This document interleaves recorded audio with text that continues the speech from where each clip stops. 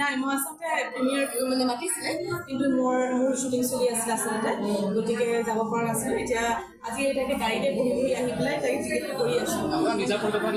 নিশ্চয় আছে সেইটো আচলতে আমাৰ সকলোৰে সপোন থাকে মোৰ নহয় আচলতে মাৰ মনৰ গোস্বামী তেখেতৰ ডাইৰেকশ্যনত এখন চিনেমা বনোৱাৰ নিশ্চয় সপোন আছে কিন্তু চিনেমা বুলি ক'লে বৃহৎ ডাঙৰ এটা হেৰি হৈ যায় গতিকে এতিয়া অকণ ভাবিবলগীয়া হয় নেক্সট ইয়াৰ 2025ত নিশ্চয় নিজৰ চিনেমা একদম আৰু এটা কথা ক'লোঁ ভাগ্যৱান থিয়েটাৰ চাৰ্কাছ বুলি কৈ বিচাৰিছে এতিয়া মই এতিয়া প্ৰস্তুতি কৰা দেখিলে মই প্ৰতি বছৰে প্ৰতিখন নাটকে মই চাওঁ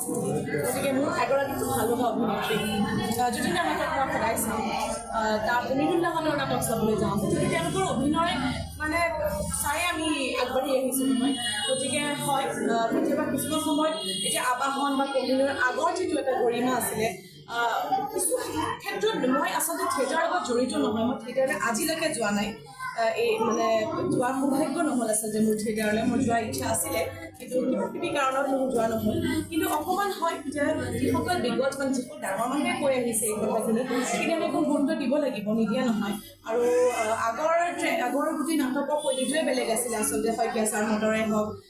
হেমন্ত দাহঁতৰে হওক নাটকৰ গোটেই শৈলীটো বেলেগ আছিলে এতিয়া অকণমান কমাৰ্চিয়েল হৈছে হয় নোহোৱা নহয় আৰু তাৰ কাৰণে আমাৰ অভিনেত্ৰীসকলে যেতিয়া এই ষ্টেজ মঞ্চখনত নাচে কেতিয়াবা বা তেনেকুৱা ধৰণৰ ষ্টান্স কিছুমান কৰে তেওঁলোকে কিছুমান সময় নিশ্চয় আনকমফৰ্টেবল হয় নোহোৱা নহয় গতিকে এই শৈলীটো অকণমান লাহে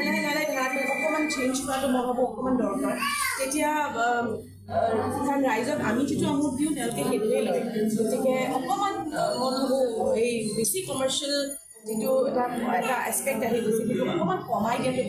ভাল বাকীটো দুৰ্দান্ত অভিনয় সকলোৱে